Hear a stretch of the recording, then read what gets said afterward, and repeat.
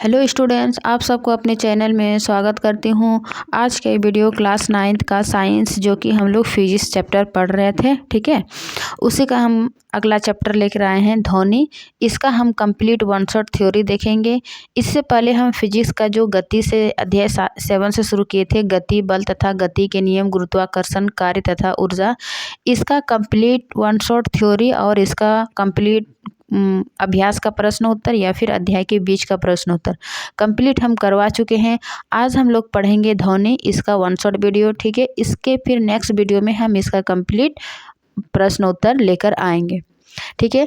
उसके बाद जैसे ही ये फिजिक्स ख़त्म होता है, हम आपके ये क्लास 9th का एनसीईआरटी केमिस्ट्री शुरू करेंगे, ठीक है। उसके बाद हम बायोलॉजी शुरू करेंगे। तो इस प्रकार हमारा एनसीईआरटी क्लास 9th का जो है वन शॉट वीडियो हमें प्राप्त हो जाएगा। और इस प्रकार हम चाहे क्लास 9th में है या किसी भी एग्ज़ाम की तैयारी कर रहे हैं जिसमें कि हमको साइंस पढ़ना पड़ रहा है, तो उनके लिए भी ये वीडियो काफ़ी हेल्पफुल रहेगा, क्योंकि कम समय में जो है वो आपको बेहतर एनसीईआरटी का जो है हर टॉपिक 100% जो है कंटेंट मिल रहा है, ठीक है। आपको इधर इधर वीडियो देखने की आवश्यकता नहीं हो, आप ट्रस्ट कीजिए, है ना। एक वीडियो देखने के बाद आपका चैप्टर से संबंधित कोई भी जो है कंफ्यूज नहीं रहेगा, कोई भी टॉपिक छूटेगा नहीं, तो एग्ज़ाम में जो है वो काफ़ी हेल्पफुल रहेगा। तो चलिए बिना देरी के शुरू करते हैं आज का ध्वनि चैप्टर, है ना।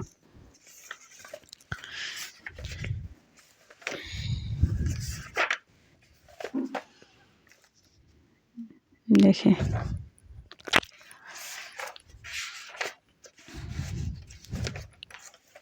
ध्वनि, ठीक है, यानी कि साउंड। तो हम प्रतिदिन यानी कि डेली यूज़ में हम लोग देखते हैं पक्षियों की आवाज़, घंटियों की आवाज़, कुछ मशीनें की आवाज़, है ना। हम मानव की बातचीत करते हैं, अभी जो हम आपको पढ़ा रहे हैं, तो ये सभी जो ये क्या है, ध्वनि है। तो ध्वनि तो हम सुनते ही हैं, लेकिन ध्वनि जानेंगे कि ये कैसे उत्पादन होता है ना। ध्वनि का परावर्तन देखेंगे, यानी कि इस चैप्टर का जो फ्लो है, क्या क्या हम पढ़ेंगे आज के इस चैप्टर में, कि ध्वनि का उत्पादन कैसे होता है, ध्वनि का संचरण कैसे होता है, यानी कि एक स्थान से दूसरे स्थान पर ये ध्वनि हमें कैसे सुनाई देती है, ठीक है। फिर है ध्वनि तरंग, अनुदैर्ध्य तरंग है। ध्वनि तरंग के अभिलक्षण क्या है, उसके क्या क्या गुण है, लक्षण है, ठीक है। फिर विभिन्न माध्यम में ध्वनि की चाल, अलग अलग वायु में, जल में, ठोस में, ये सभी उनके माध्यम में जो है वो अलग अलग ध्वनि की चाल हो जाती है। फिर ये ध्वनि का परावर्तन, ध्वनि का परावर्तन से क्या होता है, प्रतिध्वनि, अनुरणन, ध्वनि के बहुल परावर्तन के उपयोग, श्रव्यता का परिसर, यानी कि कितने परिसर में हम, है ना, ध्वनि को सुन सकते हैं, कितना नहीं सुन सकते हैं, उसके बारे में। फिर ये पराध्वनि के अनुप्रयोग, यानी कि पराध्वनि के हम लोग कहाँ कहाँ यूज करते हैं। तो इस प्रकार इस ध्वनि का चैप्टर का फ्लो है, यानी कि इस अध्याय एनसीईआरटी का इस टॉपिक को हमें पढ़ना है। तो चलिए बिना देरी के शुरू करते हैं, है ना। क्या है ध्वनि, यानी कि साउंड। सबसे पहले जानते हैं कि ध्वनि जो है वो एक ऊर्जा का एक रूप है ना। ऊर्जा के एक रूप के कहने का मतलब, जो हम अभी बोल रहे हैं, तो ये क्या है, हमारे अंदर ऊर्जा उत्पन्न हो रही है ना। ध्वनि ऊर्जा का एक रूप है, जो हमारे अंदर ऊर्जा है वो ध्वनि के रूप में ट्रांसफर हो रही है, ठीक है ना। तो ध्वनि ऊर्जा का एक रूप है जो हमारे कानों में सुनने की संवेदना उत्पन्न करती है। संवेदना यानी कि सेंसिटिव उत्पन्न कर रही है हमारे कानों में, ठीक है। ध्वनि क्या है, ऊर्जा का एक रूप है जो हमारे कानों में सुनने की संवेदना उत्पन्न करती है। दूसरे शब्दों में यदि कहा जाए, तो जब किसी वस्तु में कंपन होता है, ठीक है ना। ध्वनि क्या है कि जब किसी वस्तु में कंपन होता है, अब हम कंपन समझेंगे। कंपन होता है तब माध्यम के कण में जो है वो विक्षोभ उत्पन्न होता है, ठीक है ना। उसके माध्यम के कण में क्या होता है, विक्षोभ उत्पन्न होता है, जिसे कि हम ध्वनि कहेंगे, ठीक है ना। तो ये सरल डिफिनेशन था। उसके बाद हम समझते हैं कि कंपन क्या है। आखिर ध्वनि जो है, किसी वस्तु में कंपन होता है, तो कंपन क्या है कि किसी वस्तु का एक नियत बिंदु से, यानी कि फिक्स बिंदु से के सापेक्ष तेजी से इधर उधर गति करना क्या कहलाता है, कंपन कहलाता है। जैसे कि आपका एनसीईआरटी में उदाहरण दिया हुआ है, ये है टर्निंग फॉर्क, ठीक है ना। इसको, एक बॉल को यदि हम टच करते हैं, ये क्या है, टेबल टेनिस की गेंद, और ये है धागा से बांध दिए हैं टेबल टेनिस की बॉल को, और ये, है ना, टर्निंग फॉर्क से इसको टच करते हैं, है ना। इसको थोड़ा सा मतलब बल लगाते हैं, है ना, टच करते हैं। जैसे ही टच करते हैं तो ये एक निश्चित पॉइंट से जो है ये इस पॉइंट की ओर आ रही है, फिर इस पॉइंट से इधर आएगी, यानी कि एक निश्चित पॉइंट से इधर उधर गति करना क्या कहलाएगा? कंपन कहलाएगा। ठीक है, आपके एनसीईआरटी में यही टर्निंग फॉर्क वाला उदाहरण दिया था। तो ये हो गया कंपन।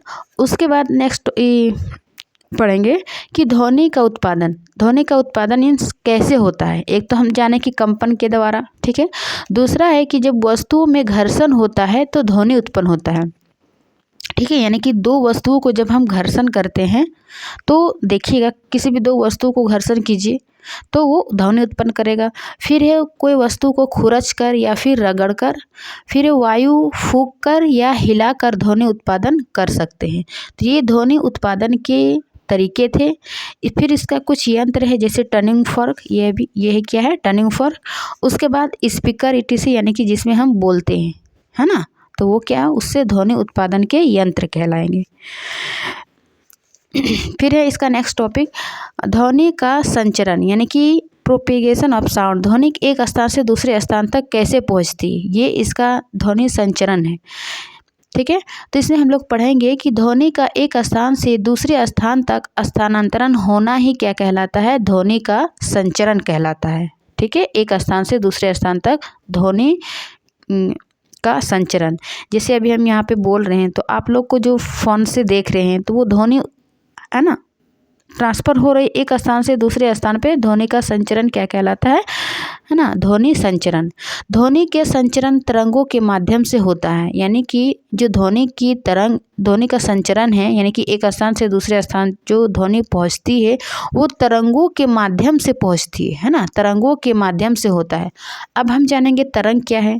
कंपन तो देखें कि कंपन के कारण किसी वस्तु इधर उधर गति करना एक निश्चित पॉइंट से, लेकिन हम तरंग को समझेंगे अच्छे से कि तरंग क्या है, ठीक है। ये छोटी छोटी डिफिनेशन जो है वो आपको एग्ज़ाम में 2 नंबर मार्क्स में पूछा जाता है, तो आप लोग छोटा छोटा डिफिनेशन को नेगलेक्ट बिल्कुल नहीं कीजिएगा, है ना। बिल्कुल एंड तक देखिएगा कि आपके एनसीईआरटी का ही हर टॉपिक लिए हैं, ठीक है। तो आप इसको स्किप नहीं कीजिए। तरंग क्या है कि तरंग एक विक्षोभ है, ठीक है ना। विक्षोभ क्या है? जो किसी माध्यम से होकर गति करते हैं। क्या है? यह एक विक्षेप है जो किसी माध्यम से होकर गति करते हैं। माध्यम के कण जो है वो स्वयं आगे नहीं बढ़ते हैं, लेकिन विक्षोभ आगे बढ़ जाता है। देखिए इसका कहने का मतलब, इसका सबसे सिंपल उदाहरण देखिए, जब यदि हम पानी में किसी पत्थर को, है ना, फेंकते हैं तो वो क्या होता है, देखिएगा कि जिस पॉइंट पर पत्थर फेंका गया है उसके चारों ओर, है ना, तरंग उत्पन्न होता है। तरंग क्या है? एक विक्षोभ है, लेकिन ये विक्षोभ जो है वो स्वयं आगे नहीं बढ़ता है ना। माध्यम के कण स्वयं आगे नहीं बढ़ता, लेकिन विक्षोभ जो है वो आगे बढ़ जाते हैं। इसके जो कण उत्पन्न हुआ, माध्यम के कण, ये स्वयं आगे नहीं बढ़ते हैं, लेकिन विक्षोभ आगे बढ़ जाता है। ये इसका उदाहरण हो गया। जैसे देखिए कोई भी ध्वनि उत्पन्न हुआ, ठीक है ना, तो ध्वनि उत्पन्न के कारण जो है वो इसके जो माध्यम उत्पन्न हुआ वो स्वयं, माध्यम के जो कण है ये स्वयं आगे नहीं बढ़ा। क्या हुआ? इसके कारण विक्षोभ आगे बढ़ रहा है ना। विक्षोभ आगे बढ़ते बढ़ते इस प्रकार ये हमारे कानों तक ध्वनि सुनाई देता है, ठीक है ना। तो ये हम समझे तरंग क्या है? एक विक्षोभ है जो किसी माध्यम से होकर गति करते हैं, ठीक है। उसके बाद हम जानेंगे यांत्रिक तरंगे। क्योंकि यांत्रिक तरंगे जो है वो ध्वनि संचरण के लिए आवश्यक है ना, एक बिंदु से दूसरे बिंदु तक। क्या है कि वे तरंग है जिन्हें संचारित होने और ऊर्जा को एक बिंदु से दूसरे बिंदु तक ले जाने के लिए ठोस, तरल या गैस जैसे माध्यम की आवश्यकता होती है। कहने का मतलब है कि ध्वनि संचरण के लिए, यानी कि ध्वनि एक स्थान से दूसरे स्थान तक ट्रांसफ़र होने के लिए उसको ठोस, तरल या गैस की आवश्यकता होती है ना। ठोस, तरल या गैस माध्यम जैसी आवश्यकता होती है। इसी को क्या कहेंगे कि यांत्रिक तरंगे के अंतर्गत एक बिंदु तक जाने के लिए ठोस, तरल या गैस के माध्यम की आवश्यकता होती है, ठीक है।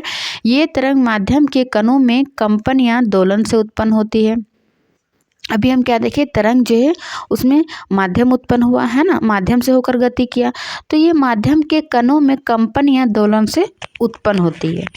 अब ध्वनि तरंग और जल तरंगे इसके सामान्य उदाहरण हैं। कहने का मतलब ध्वनि तरंग जो है और जल तरंगे ये यांत्रिक तरंग के उदाहरण है, इसके सामान्य उदाहरण है, ठीक है। तो उसके बाद हम देखेंगे कि सामान्यतः ध्वनि का संचरण तरंग के माध्यम से होता है। सामान्यतः यानी कि ध्वनि जो है उसका संचरण तरंगों के माध्यम से होता है, और तरंग क्या है, एक विक्षोभ है जो कि किसी माध्यम से होकर गति करते हैं। ठीक है, हम इतना समझ गए, तरंग, यांत्रिक तरंग और कंपन।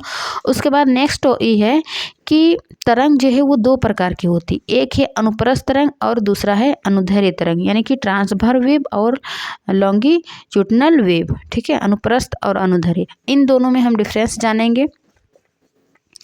सबसे पहले हम देखते हैं अनुदैर्ध्य तरंग। ठीक है, ये क्या है, तो ध्वनि तरंग जो है वो अनुदैर्ध्य तरंग है। ठीक है ना, ये ऑब्जेक्टिव क्वेश्चन में आपका पहला ही इम्पोर्टेंट बन जाता है कि ध्वनि तरंग किस प्रकार की तरंग है। ध्वनि तरंग तो ये एक क्या है, अनुदैर्ध्य तरंग। ठीक है, लॉन्गिट्यूडिनल वेव, क्योंकि इन तरंगों के माध्यम के कणों का विस्थापन विक्षोभ के संचरण की दिशा के समानांतर होता है। ये इसमें मेन पॉइंट है कि अनुदैर्ध्य तरंग में क्या होता है कि इसके तरंग के माध्यम के कण का जो विस्थापन है ना, ये समानांतर होती। इस प्रकार यदि कोई कण है ना माध्यम में विक्षोभ हो रहा है तो ये विक्षोभ ही आगे बढ़ता है, तो ये क्या है कि ये समानांतर गति कर रहे हैं। कणों का विस्थापन क्या है, समानांतर, विक्षोभ संचरण की दिशा समानांतर होता है। कण एक स्थान से दूसरे स्थान तक गति नहीं करती हैं, लेकिन अपने विराम अवस्था से आगे पीछे दोलन करती है। ठीक है, इसमें क्या होता है, इसमें संपीड़न और विरलन उत्पन्न होती है। संपीड़न यानी कि जो, जैसे कि यहाँ पे टर्निंग फोर्क लगाएं है ना, तो ये बहुत घना कंपन उत्पन्न किया है ना,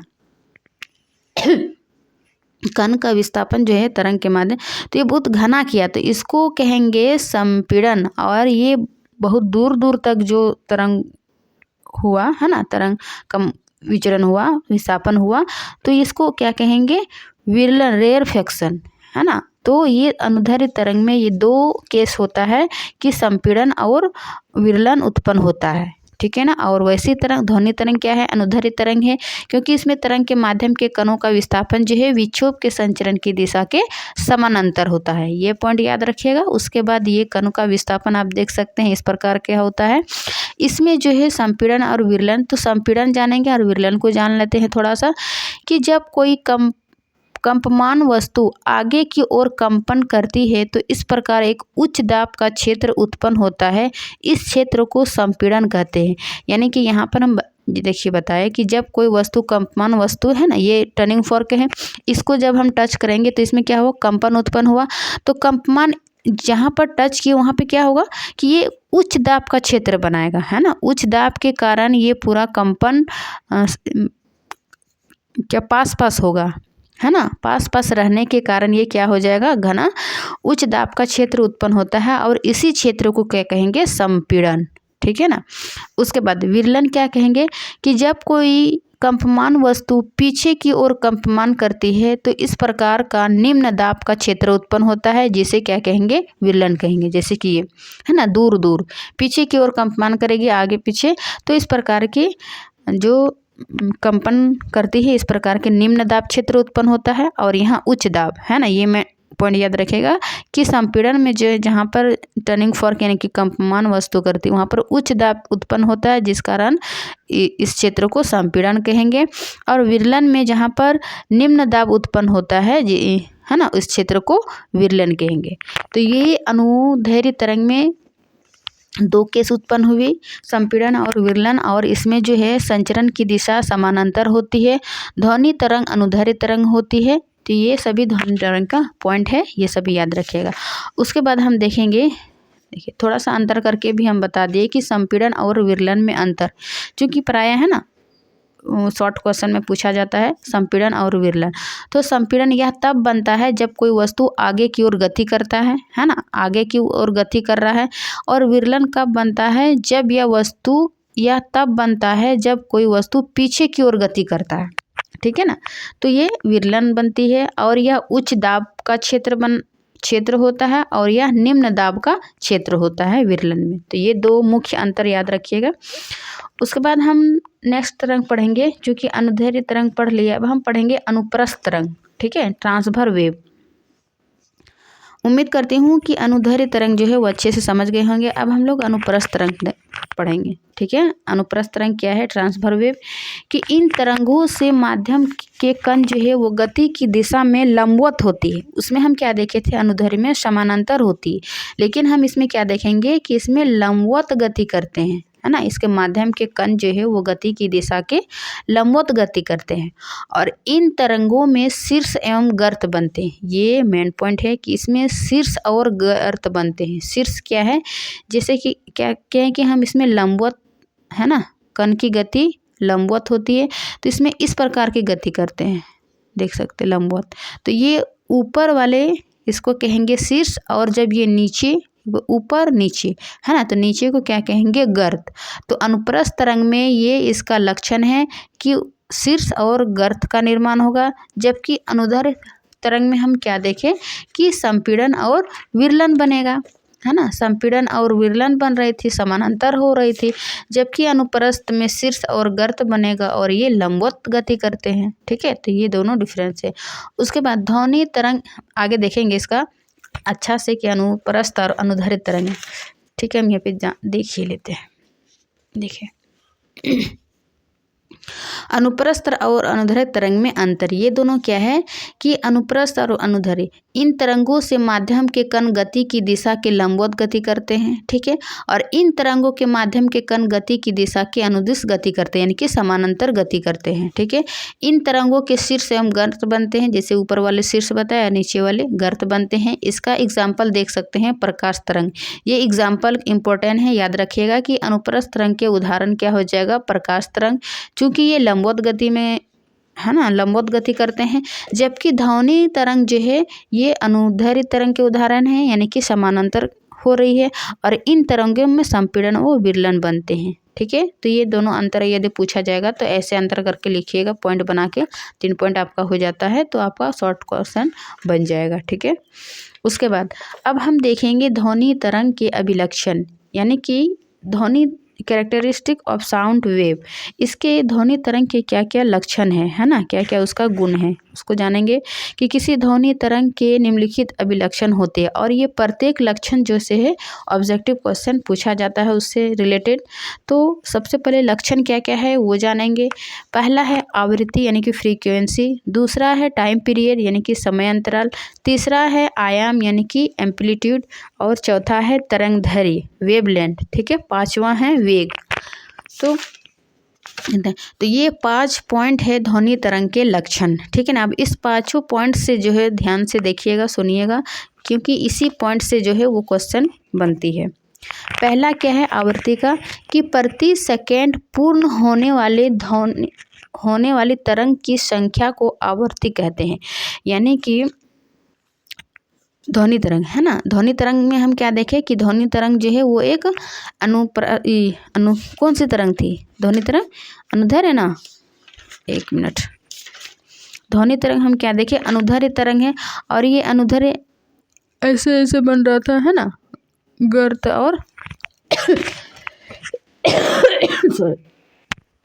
संपीड़न और विरलन।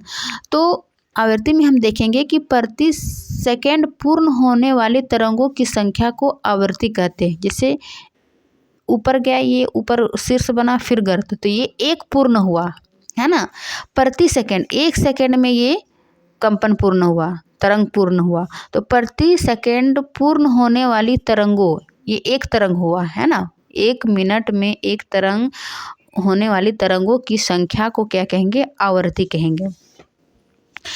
अब आवृत्ति की इकाई हर्ट्ज होती है ना, ये इम्पोर्टेंट सब है कि आवृत्ति क्या है, आवृत्ति की हर्ट्ज इकाई क्या होती है? हर्ट्ज, और एक यानी कि 1000 हर्ट्ज बराबर क्या होता है? 1 किलो हर्ट्ज। ठीक है ना, तो ये भी याद रखिएगा, ऑब्जेक्टिव में पूछा जाएगा।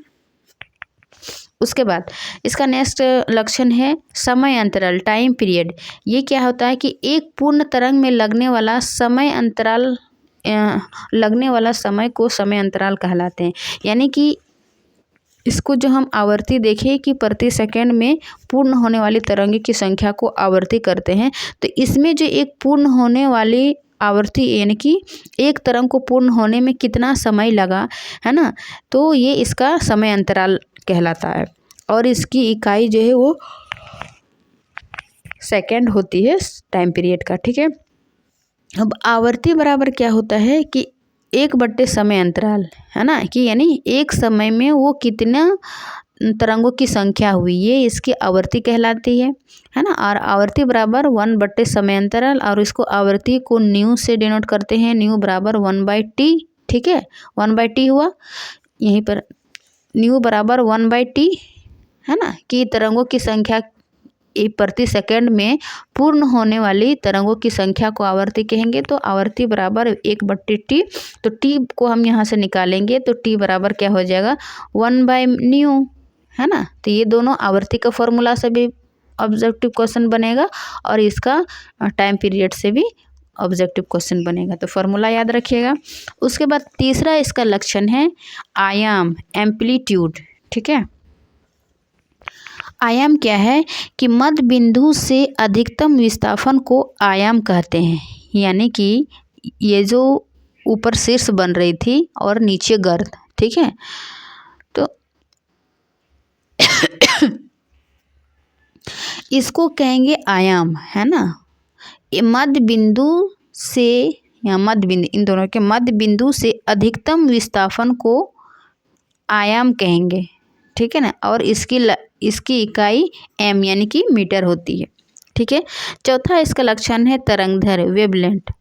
ये क्या है कि दो क्रमागत शीर्ष अथवा गर्त के बीच की दूरी को तरंगधर कहेंगे, यानी कि ये जो शीर्ष है, ठीक है ना, इधर शीर्ष हुआ, ये गर्त हुआ, तो इन दोनों के बीच की दूरी को ही क्या कहेंगे, तरंगधर कहेंगे, और इसको लैम्डा से सूचित करते हैं, है ना, तरंगधर, और इसकी भी इकाई मीटर होती है। उसके बाद पांचवा लक्षण है इसका वेग, वेलोसिटी। ये क्या है, तरंगधर तथा समय, है ना, क्या है, तरंगधर तथा समय के साथ, यहाँ पे तरंगधर, है ना, तरंगधर ये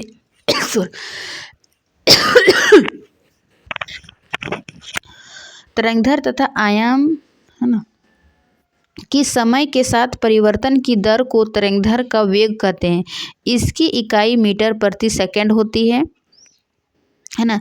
जैसे कि ये वेग बराबर क्या हो जाएगा, समय के साथ परिवर्तन हो रहा है तरंगधर, है ना, तरंगधर जो है वो समय के साथ परिवर्तन, तरंगधर यहाँ आयाम नहीं होगा, तरंगधर, है ना, समय के साथ परिवर्तन की दर को तरंगों का वेग कहते हैं।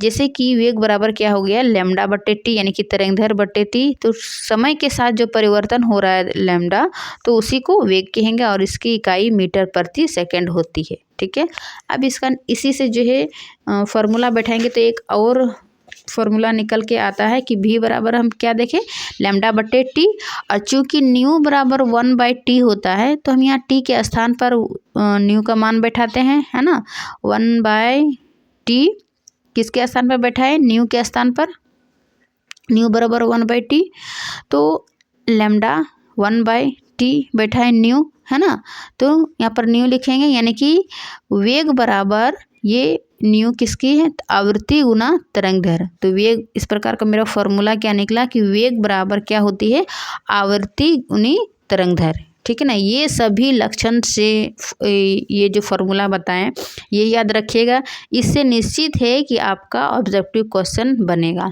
ठीक है, या फिर डायरेक्ट फॉर्मूला भी पूछ दिया जाएगा कि वेग बराबर आवृत्ति इंटू तरंगधर। ठीक है ना, ये ध्वनि तरंग के अभिलक्षण थे 5 पॉइंट। ठीक है, अब नेक्स्ट देखेंगे कि ध्वनि के कुछ प्रमुख पद हैं। ठीक है, कुछ टर्म है ध्वनि के, जैसे कि हम देखे गर्त देखे, शीर्ष देखे, है ना, उसका गुणवत्ता देखे, टोन देखे, तो इस प्रकार कुछ वर्ड से हमें कंफ्यूज होता है, तो चलिए उसको क्लियर करते हैं। ध्वनि के प्रमुख पद या शब्द बोल सकते हैं कि रिंग, है ना, हॉर्न। ये क्या है, ध्वनि तरंग के शिखर को तरंग का रिंग कहते हैं, यानी कि ये शीर्ष, ये ना, इसको शीर्ष या फिर रिंग, हॉर्न ध्वनि तरंग के शिखर को तरंग का श्रृंग कहेंगे। तो ये वर्ड में कंफ्यूज नहीं कीजिएगा, शीर्ष। उसके बाद दूसरा है गर्त, है ना। शीर्ष और गर्त देखिए, जिसको ट्रॉट यानी कि ध्वनि तरंग के घाटी को गर्त कहेंगे। इस प्रकार ये हो गया शीर्ष और ये हो गया गर्त, है ना। तो इसको क्या कहेंगे, ध्वनि तरंग की घाटी को गर्त कहा जाता है। उसके बाद तीसरा है कुछ शब्द गुंता यानी कि टिम्बर। गुंता कहने का मतलब है इसका क्वालिटी से, है ना, क्वालिटी और टिम्बर। ये क्या होती है कि यह ध्वनि की एक अभिलक्षण गुण है जो हमें समान तारत्व तथा प्रबलता की दो ध्वनियों में अंतर करने में सहायता करता है। यानी कहने का मतलब है कि प्रत्येक व्यक्ति की एक अलग अलग ध्वनि उत्पन्न होती है, इस गुणता के कारण हम पहचान लेते हैं यदि जिससे हम हमेशा, है ना, रहते हैं, तो वो अंधेरे कमरे में भी यदि कुछ बात करें तो हम उसके आवाज़ से पहचान लेते हैं कि ये उसी का ध्वनि है, उसी की आवाज़ है। तो ये किसके कारण होती है, तो ये गुणता के कारण, है ना, उसकी क्वालिटी कि एक दो ध्वनि में अंतर कर सकते हैं कि ये ध्वनि किसका है और नहीं है। तो दो ऐसा क्वेश्चन पूछा जाए कि दो ध्वनि में अंतर करने में कौन सा गुण उसके सहायता करती है, तो ये गुणता के कारण, ठीक है, उसकी क्वालिटी के कारण तारत्व तथा प्रबलता की दो ध्वनियों में अंतर करने में सहायता करती है। उसके बाद टोन क्या है कि एकल आवृत्ति की ध्वनि को टोन कहते हैं, है ना, जो कि एक ही प्रकार की आवृत्ति की ध्वनि को ही टोन कहेंगे। फिर है अनेक आवृत्तियों के मिश्रण से उत्पन्न ध्वनि को स्वर कहेंगे, है ना। एक ही प्रकार की आवृत्ति को क्या कहेंगे, टोन कह देंगे, जबकि अनेक आवृत्तियों के मिश्रण से जो उत्पन्न ध्वनि हुआ उसको क्या कहेंगे, स्वर कहेंगे, ठीक है ना। तो इस प्रकार कुछ ध्वनि चैप्टर में कुछ वर्ड शब्द था जो कि हम डिफिनेशंस के रूप में देख चुके हैं, ठीक है ना, ताकि हमें कुछ कन्फ्यूज़ ना हो, क्वेश्चन के बीच में भी पूछ दिया जाता है। तो अब हम नेक्स्ट देखेंगे कि ध्वनि संचरण के लिए माध्यम की आवश्यकता होती है। ये तो हम पहले ही बता चुके कि ध्वनि संचरण के लिए हम किसी माध्यम की आवश्यकता होती है, और वो ध्वनि संचरण के लिए जो है वो 3 माध्यम की आवश्यकता होती है, ठोस, द्रव एवं गैस, ठीक है। ठोस, द्रव एवं गैस यानी कि जिन माध्यम का घनत्व अधिक होता है उसमें ध्वनि जो है वो अधिक तेजी से गति करता है, अर्थात उस माध्यम में ध्वनि की चाल सबसे अधिक होती है। कहने का मतलब है जब किसी ठोस वस्तु को टर्निंग फोर्क से, है ना, टच करेंगे, उसको कुछ भी टच करेंगे या फिर उसको आवाज़ उत्पन्न करेंगे तो सबसे अधिक जो है वो ठोस वस्तु में ध्वनि उत्पन्न होगा, है ना। उसके बाद अतः सभी माध्यमों की अपेक्षा ठोस में ध्वनि की चाल सबसे अधिक होगी, है ना, क्योंकि उसमें जो है ये कंपन उच्च दाब बनती है ठोस में। उसके बाद द्रव में यानी कि सबसे अधिक ध्वनि किस में होगा, ठोस में, उसके बाद द्रव में, उसके बाद गैस में। ये तीनों का हम यहाँ पर है ना चित्र के माध्यम से समझाएं कि सबसे अधिक ध्वनि संचरण किस में होती है, तो ठोस में, उसके बाद द्रव में, फिर है गैस में, ठीक है। तो ध्वनि संचरण के लिए हमें तीनों माध्यम की आवश्यकता होती है। उसके बाद हम देखेंगे ध्वनि का परावर्तन यानी कि रिफ्लेक्शन ऑफ साउंड, ठीक है। ध्वनि का परावर्तन किस प्रकार से होता है, तो ध्वनि का परावर्तन जो कि हम क्लास 10th में प्रकाश का चैप्टर में हम लोग प्रकाश के परावर्तन जो पढ़ते हैं ना, कि आपतित किरण और परावर्तित किरण, अभिलंब तीनों एक ही बिंदु पर होती है। तो ध्वनि का परावर्तन प्रकाश के परावर्तन जैसा ही होता है, और ये परावर्तन उन सभी नियमों का पालन करती है जो कि प्रकाश के परावर्तन है। प्रकाश के परावर्तन का क्या नियम है कि ये कोई सरल मिरर है, ठीक है, इसमें आपतित किरण और परावर्तित किरण और अभिलंब तीनों जो है वो एक ही बिंदु पर रहती है, यानी कि आपतन बिंदु पर। दूसरा इसका ये पहला इसका रूल था, ठीक है ना। इसका दूसरा नियम है कि ये आपतित किरण और अभिलंब के बीच जो कोण बना यानी कि साइन आई बटे साइन आर, ये दोनों जो है वो कोण बराबर होती है ना, साइन आई बराबर साइन आर इसको बोलते हैं, ठीक है, इस कोण को।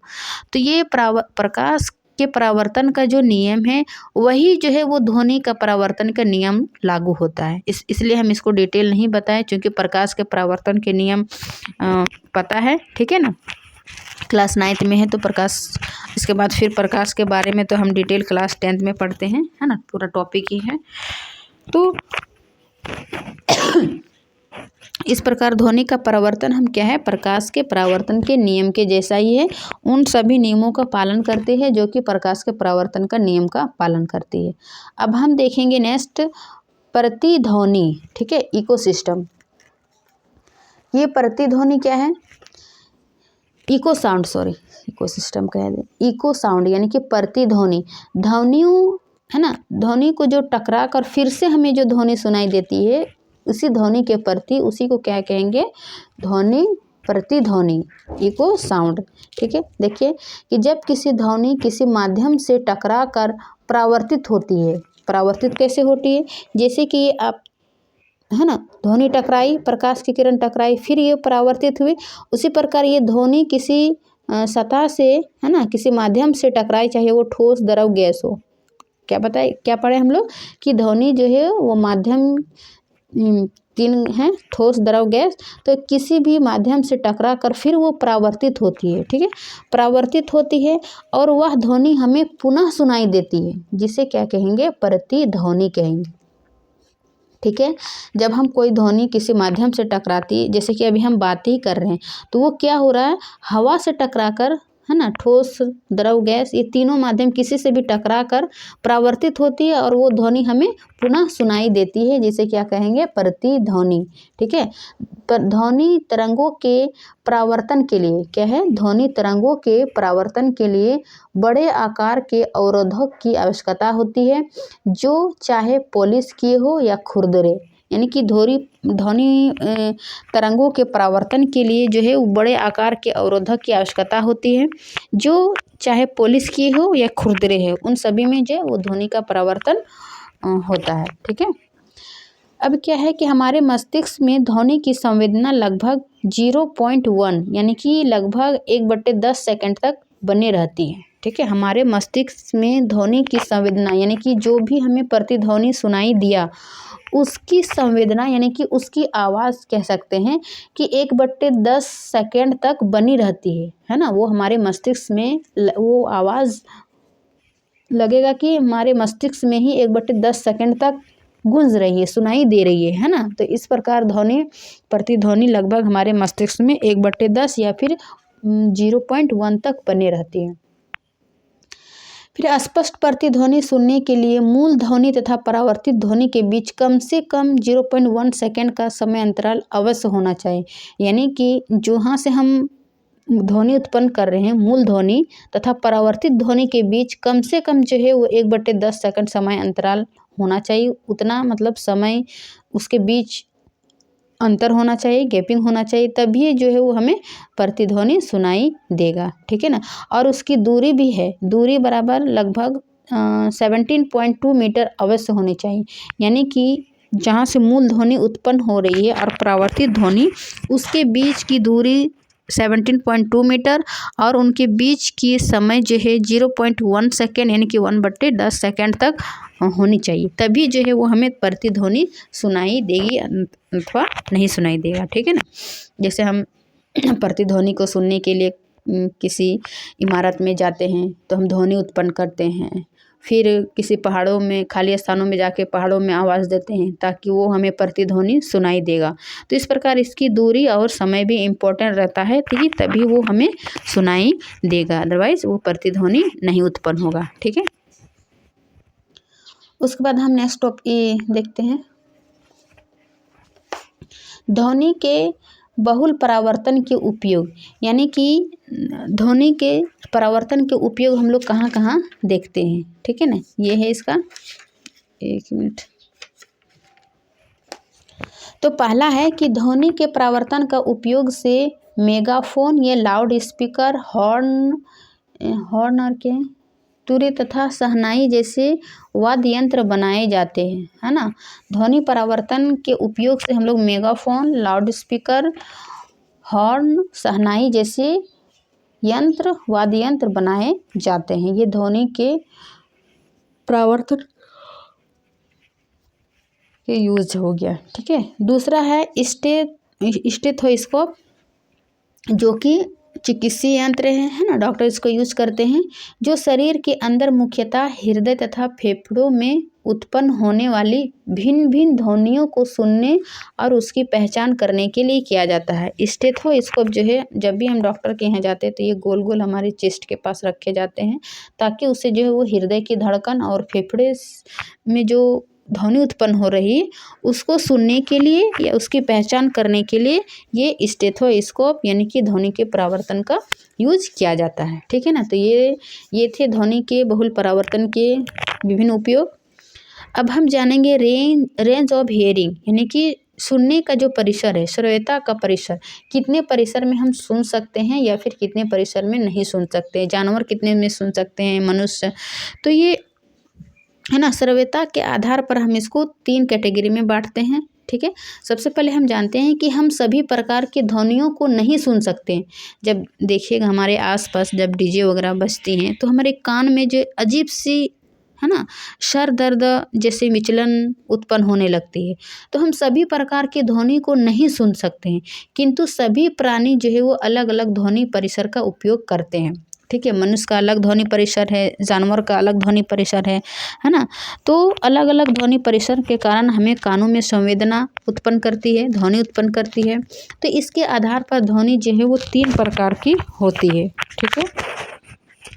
वो 3 प्रकार की ध्वनि क्या है? एक है अवस्रव ध्वनि, अवस्रव, और दूसरा है स्रव ध्वनि, तीसरा है प्राध्वनि। अवस्रव ध्वनि क्या होती है? जिसको हम नहीं सुन सकते हैं, कि इसका रेंज है 0 से, ये मेन पॉइंट याद रखिएगा कि अवस्रव ध्वनि का परिसर क्या है कि 0 से 20 हर्ट्ज तक, है ना। अवस्रव ध्वनि 20 हर्ट्ज तक अवस्रव ध्वनि यानी कि उसको नहीं सुन सकते हैं, जबकि स्रव ध्वनि 20 हर्ट्ज से, ठीक है ना, यहाँ 20 हर्ट्ज से 20,000 हर्ट्ज तक, ठीक है ना। इसको 20,000 को इसको 20 किलो हर्ट्ज भी लिख सकते हैं, 20 हर्ट्ज से 20 किलो हर्ट्ज तक, ठीक है ना। फिर ये प्राध्वनि 2000 यानी कि 20 किलो हर्ट्ज से अधिक, इसको क्या कहेंगे? प्राध्वनि। तो इस प्रकार श्रोता का परिसर में 3 याद रखिएगा और उसका रेंज, ठीक है ना। अवस्रव ध्वनि क्या होता है? इनकी इंफ्रासाउंड, वो 20 हर्ट्ज से कम आवृत्ति की ध्वनियों को अवस्रव ध्वनि कहेंगे, यानी कि इसको हम लोग नहीं सुन सकते बिल्कुल एकदम 20 हर्ट्ज से कम आवृत्ति की ध्वनि को। ठीक है। तो ये कौन सुन सकता है? ये राइनोसिरस यानी कि गेंडा, वेल तथा हाथी, यानी कि अधिकतर ये जानवर जो है वो 20 हर्ट्ज से कम ध्वनि सुनने की कैपेसिटी उसके अंदर है। ठीक है ना। इसका एग्जाम्पल याद रखेगा क्योंकि एनसीईआरटी में आपका ये उदाहरण दिया हुआ है, राइनोसिरस, गेंडा, वेल तथा हाथी। ठीक है ना। उसके बाद हम दूसरा देखेंगे श्रव ध्वनि। श्रव ध्वनि यानी कि ऑडिबल साउंड, जो कि हम सुन सकते हैं। वह ध्वनि जिसको मनुष्य अपने कानों से सहज सुन सकता है उसे श्रव ध्वनि कहेंगे, है ना। हम लोग बिना किसी दर्द परेशानी से आसानी से सुन सकते हैं, उसको क्या कहेंगे? श्रव ध्वनि। इसका परिसर 20 हर्ट्ज से 20 किलो हर्ट्ज, या फिर कभी कभी ऑब्जेक्टिव क्वेश्चन में देखें कि 20 हर्ट्ज से 20 किलो हर्ट्ज दे दिया जाता है तो स्टूडेंट कन्फ्यूज हो जाते हैं। 20 हर्ट्ज से 20 किलो हर्ट्ज भी होगा या फिर 20 हर्ट्ज से 20,000 हर्ट्ज दे दिया, यानी कि इसको 1000 को किलो से अंतर कर दिया है ना, उसको किलो से परिवर्तित कर देता है। तो इस प्रकार आप याद रखेगा कि 20 हर्ट्ज से 20 किलो हर्ट्ज या फिर 20,000 हर्ट्ज तक इसका श्रव ध्वनि की परिसर है। ठीक है ना। उसके बाद तीसरा है प्राध्वनि, जिसको अल्ट्रासाउंड कहते हैं। इसमें क्या है? बहुत अधिक ध्वनि दिया जाता है, यानी कि 20 किलो हर्ट्ज या 20,000 हर्ट्ज से अधिक आवृत्ति की ध्वनि को प्राध्वनि कहते हैं। तो इस प्रकार ध्वनि को श्रोता के आधार पर हम लोग 3 देखें और उसका अलग अलग परिसर देख चुके हैं। अब हम देखेंगे प्राध्वनि के अनुप्रयोग। ठीक है। यानी कि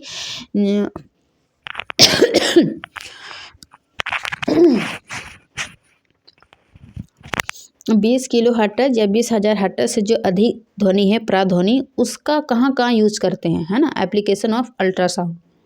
ठीक है। हम लोग सामान्यतः तो जो भी कुछ अंदरूनी पेट से संबंधित, है ना, परेशानी होती है तो प्रायः अल्ट्रासाउंड करते हैं। देखिए कितना ध्वनि देकर हम अपने शरीर की, है ना, अंदरूनी को पहचानते हैं। ठीक है, तो उसी का यूज़ करते हैं, एप्लीकेशन ऑफ अल्ट्रासाउंड। चमगादड़ क्या है कि गहन ये चमगादड़ के बारे में है कि, ठीक है ना, चूँकि एनसीईआरटी बुक में दिया हुआ है कि चमगादड़ कैसे अंधकार में भी वो अपना भोजन खोज लेते हैं। तो चमगादड़ गहन अंधकार में अपने भोजन को खोजने के लिए उड़ते समय पराध्वनि तरंग उत्सर्जित करते हैं, है ना। उड़ते समय क्या है, वो पराध्वनि तरंग उत्सर्जित करते हैं, यानी कि 20 किलोहर्ट्ज़ से अधिक ध्वनि, तथा परावर्तन के बाद ध्वनि उत्पन्न किया, फिर वो परावर्तन हुआ, तो परावर्तन के बाद इसका संसूचन करता है चमगादड़ द्वारा उत्पन्न उच्च तारत के पराध्वनि स्पंदन अवरोधों या कीटों से परावर्तित होकर चमगादड़ के कानों तक पहुंचते हैं। ठीक है ना, आपके बुक में दिया होगा। सॉरी, ये न्यू वाला में नहीं है, न्यू एनसीईआरटी में, ओल्ड एनसीईआरटी में है, लेकिन फिर भी जान लीजिए, है ना। आप एग्ज़ाम की तैयारी कर रहे हैं तो न्यू और ओल्ड दोनों आपको पढ़ना पड़ेगा। ठीक है, तो चमगादड़ द्वारा उत्पन्न उच्च तारत के पराध्वनि चमगादड़ के कानों तक पहुंचती है। इन परावर्तित स्पंदों की प्रकृति से चमगादड़ को पता चलता है कि अवरोधक या कीट कहाँ पर है। देखिए, वो क्या है कि अधिक ध्वनि उत्पन्न करता है पराध्वनि, जिस कारण वो किसी कीट से या फिर अवरोधक से टकराकर फिर परावर्तित होकर उसको अधिक ध्वनि उत्पन्न होगा, है ना।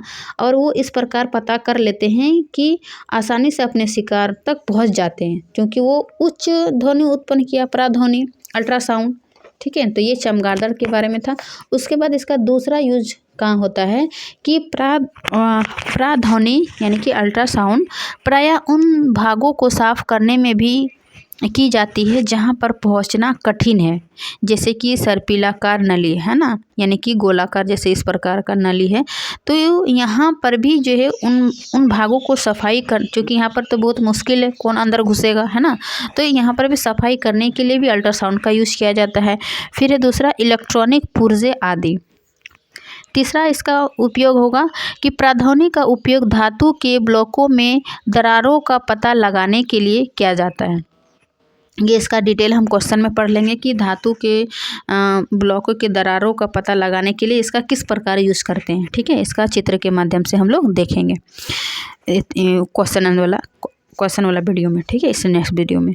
फिर है इसका चौथा यूज, चिकित्सा क्षेत्र में पराध्वनि, है ना, अल्ट्रासाउंड का प्रयोग बीमारियों का पता लगाने के लिए किया जाता है। वही अभी हम बताएं कि पेट के अंदर जो भी हमारे कुछ दर्द वगैरह, है ना, थोड़ा सा भी शुरू होता है, तो उसके मेरे अंदर जो बीमारी है पेट के अंदर, उसका पता लगाने के लिए भी हम प्रायः अल्ट्रासाउंड का ही यूज़ करते हैं। ठीक है, फिर है इसका पांचवा पॉइंट, पराध्वनि के उपयोग से सोनार नामक युक्ति से जहाज़ों में समुद्र की गहराई मापने के लिए की जाती है। अब क्या है, सोनार क्या करते हैं, वो गहना वाले सोनार नहीं, सोनार नामक युक्ति से, है ना, ये एक युक्ति है, युक्ति से जहाज़ों में समुद्र की सफाई मापने के लिए किया जाते हैं, किसका, ध्वनि, पराध्वनि का उपयोग।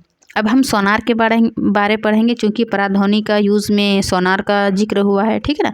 अब सोनार क्या है, देखिए, सबसे पहले सोनार शब्द का इसका फुल फॉर्म पूछा जाएगा कि सोनार शब्द का जो है वो पूरा नाम साउंड नेविगेशन एंड रैंगिंग है ना। क्या है, साउंड नेविगेशन एंड रैंगिंग है इसका शब्द का पूरा नाम। सोनार एक युक्ति है, अभी हम कहें कि वो सोनार हमें समझते हैं कि गहना बनाने वाले, है ना, वो नहीं, यहाँ पर सोनार एक युक्ति है जिसमें जल में स्थित पिंडों की दूरी, दिशा तथा चाल मापने के लिए पराध्वनि तरंगों का उपयोग किया जाता है। यानी कि जल के अंदर जो भी वस्तु है उसकी दूरी, दिशा तथा चाल मापने के लिए पराध्वनि तरंगों का उपयोग किया जाता है। उसके बाद दूसरा पॉइंट है इसका कि यह एक यंत्र है, यानी कि सोनार क्या है, यह एक यंत्र है जिसमें एक प्रेषित्र तथा एक संसूचक होता है और इसे नाव या जहाज में लगाया जाता है। इस प्रकार जो है समुद्र की गहराई, किसी वस्तु की दिशा, चाल मापने के लिए सोनार जो है वो पराध्वनि का तरंगों का उपयोग किया जाता है। ठीक है, ये थी सोनार के बारे में। अब हम थोड़ा सा पढ़ेंगे, क्योंकि हम ध्वनि पढ़ रहे हैं तो ध्वनि हमें संबंध है कान से, है ना। तो मानव कर्ण की संरचनाएं थोड़ा सा देख लेते हैं कि किस प्रकार जो है वह मानव की कर्ण की संरचनाएं हैं और वो हमें ध्वनि उत्पन्न करती है कैसे। ठीक है ना। ये तो न्यू एनसीईआरटी में नहीं है, ओल्ड एनसीईआरटी में ही है, लेकिन फिर भी हम लोग यहाँ पे पढ़ लेते हैं क्योंकि एग्ज़ाम एनसीईआरटी में ही दिया हुआ है। कब कहाँ पूछ देता है ये कहना मुश्किल है। तो चलिए हम दोनों को लेकर चलते हैं, ओल्ड एनसीईआरटी और न्यू एनसीईआरटी, ठीक है, ताकि मैं जो है मेरा एक ही वीडियो में सारा इससे कंसेप्ट यानी कि ध्वनि चैप्टर से, इसीलिए हम पहले ही बोल दें कि ध्वनि चैप्टर यदि आप मेरा एक बार नोट से पढ़ लेते, एक वीडियो पढ़ लेते हैं वन शॉट, तो आपको ओल्ड एनसीईआरटी न्यू एनसीईआरटी दोनों का जो है वो आपको मिक्स मिल जाएगा और एग्ज़ाम में जो है वो काफ़ी हेल्पफुल होगा। क्वेश्चन छूटने की संभावना बहुत ही कम रहेगा, ठीक है ना। तो मानव कर्ण की संरचना यानी कि स्ट्रक्चर ऑफ ह्यूमन ईयर, ये क्या होता है इसमें 3 भाग होते हैं। एक है बाह्य कर्ण यानी कि बाह्य कर्ण, दूसरा है मध्य कर्ण, तीसरा है आंतरिक कर्ण, ठीक है ना। बाह्य कर्ण में क्या होता है, कर्ण पल्लव यानी कि पिन्ना और श्रवण नलिका के भागों को बाह्य कर्ण कहते हैं। यानी कि पूछा जाएगा कि बाह्य कर्ण के अंतर्गत क्या आता है, तो ये बाह्य कर्ण वाला सबसे बाहरी भाग वाला ये पिन्ना है ना, इसको पिन्ना बोलते हैं। और श्रवण नलिका, ये जो श्रवण सुनने की नली लगी रहती है, श्रवण नलिका के भाग को बाह्य कर्ण कहेंगे, ठीक है। उसके बाद यह परिवेश से ध्वनि को एकत्रित करती है, यानी कि हमारे आसपास जो ध्वनि है उसको क्या करते हैं, एकत्रित करते हैं, है ना, उसको एक जगह इकट्ठा करते हैं ध्वनि को। तो ये बाह्य कर्ण का कार्य था। दूसरा है मध्य कर्ण, मिडिल ईयर, ठीक है ना। मध्य कर्ण में कर्णपटा क्या होता है, कर्णपटा, और इसमें उपस्थित 3 हड्डियां होती हैं। ये मेन पॉइंट है कि मध्य कर्ण में 3 हड्डियां होती है, क्या क्या, इनकस या इसको एनविल बोलते हैं, फिर है मेलियस या हैमर, तीसरा स्टेपिस या फिर स्टिरप, है ना। तो ये 3 हड्डियाँ हैं मध्य कर्ण में कर्णपटा और इसमें उपस्थित 3 हड्डियाँ होती है, ठीक है। इसमें नोट करके हम क्या लिखे, स्टेपिस मनुष्य के शरीर की सबसे छोटी होती है। ये जो कान मध्य कर्ण है ना, मध्य कर्ण के भी जो 3 हड्डियाँ होती है स्टेपिस, ये मनुष्य के शरीर की सबसे छोटी हड्डी होती है। ये भी आपका एक्स्ट्रा नॉलेज हो गया। उसके बाद तीसरा है आंतरिक कर्ण, है ना, इंटीरियर ईयर। ये क्या होता है कि इस भाग में कोकिलिया और श्रवण तंत्रिका होते हैं। देखिए ये भी एग्जाम में पूछा गया है कि कोकिलिया कर्ण के किस भाग में परसेंट होता है, किस भाग में पाए जाते हैं। तो आंतरिक कर्ण में जो है वो कोकिलिया, है ना, और श्रवण तंत्रिका यानी कि ऑडिटरी नर्वस होते हैं, ठीक है। तो ये याद रखिएगा किस बाह्य कर्ण में क्या है, पिन्ना और श्रवण नलिका। मध्य कर्ण में ये 3 हड्डी याद रखिएगा, कर्णपटा, और इसमें 3 हड्डी इनकस, मेलियस और स्टेपिस। आंतरिक कर्ण में कोक्लिया और श्रवण तंत्रिका, ठीक है। उसके बाद एक आपका रह गया अनुरणन, यानी कि चैप्टर में ही है एक टॉपिक था। अनुरणन क्या था कि जब कोई ध्वनि उत्पन्न होने के बाद, ठीक है ना, जब कोई ध्वनि उत्पन्न होने के बाद किसी बंद जगह जैसे कि हॉल या कमरा की दीवारों और छतों पर बार बार टकरा कर बहुत देर तक बनी रहती है, ठीक है ना, उसी को क्या कहेंगे, अनुरणन। देखिए प्रतिध्वनि और अनुरणन में अंतर है। प्रतिध्वनि में हम क्या देखें कि ध्वनि एक निश्चित दूरी होनी चाहिए, 1/10 समय अंतराल होनी चाहिए, तब वो ध्वनि जो है हमें वो दोबारा सुनाई देती है। परावर्तन होने के बाद वो हमें फिर से सुनाई देती है, वो हुआ प्रतिध्वनि। जबकि अनुरणन क्या है कि जब कोई इसको बंद कमरा में या फिर किसी हॉल या कमरा में ध्वनि उत्पन्न करते हैं तो वो छतों या दीवारों से बार बार टकरा कर बहुत देर तक वो हमें सुनाई देती है ना, वो ध्वनि देर तक बनी रहती है। इसी को क्या कहेंगे, अनुरणन, ठीक है। अब इसको रोकने के लिए ध्वनि अवशोषक पदार्थ जैसे कि पर्दे, खुरदरे प्लास्टर, फाइबर बोर्ड आदि लगाया जाता है। ये भी क्वेश्चन पूछा जाता है कि ध्वनि अनुरणन, है ना, को रोकने के लिए किस पदार्थ का यूज़ किया जाता है, दिया ऑप्शन दे देगा, पर्दे, खुरदरे प्लास्टर, फाइबर बोर्ड, है ना, चिकने प्लास्टर, ये सभी जो है ना, मतलब ऑप्शन में। तो ये ध्वनि अवशोषक पदार्थ याद रखिएगा, आपका एनसीईआरटी में ही ये 3 है ना था रोकने के लिए। तो इस प्रकार ये हमारा चैप्टर का जो है वो कंप्लीट ओल्ड एनसीईआरटी और न्यू एनसीईआरटी दोनों का जो है हम टॉपिक कवर किए हैं। तो आशा करती हूँ कि ये ध्वनि चैप्टर जो है आपके समझ में अच्छे से आ गए होगा, ठीक है। और इसके जो है हर टॉपिक बिल्कुल हम सहज तरीके से और आसान अपने भाषा से समझाएं, ठीक है ना। अब ज़रूरी नहीं कि आप जो पॉइंट दिया हुआ है वही रट के जाएं, जो हम समझाए हैं वो भी आप समझ के अपने क्या कहते हैं एग्ज़ाम में आंसर दे सकते हैं। तो आशा करती हूँ कि ये वीडियो अच्छी लगी होगी। अच्छी लगी तो अपने दोस्तों के साथ शेयर कीजिए, लाइक कीजिए, ठीक है। जो भी क्लास 9th में है या फिर आप किसी भी एग्ज़ाम की तैयारी कर रहे हैं और वो बायोलॉजी पढ़ रहे हैं, उनको भी ये वीडियो आप शेयर कर सकते हैं, ठीक है। तो चलिए मिलते हैं इसके नेक्स्ट वीडियो में, यानी कि इसका जो हम कंप्लीट अभ्यास का प्रश्न उत्तर या फिर इसके बीच का जो प्रश्न उत्तर है उसको हम लेकर आएंगे। तो आप लोग थ्योरी के बाद इसका क्वेश्चन आंसर का वीडियो ज़रूर देखिए, तो आपका जो भी कन्फ्यूज़ है ना तो आपको क्वेश्चन आंसर में कंप्लीट हो जाएगा, ठीक है। चलिए मिलते हैं नेक्स्ट क्लास में, तब तक के लिए थैंक यू।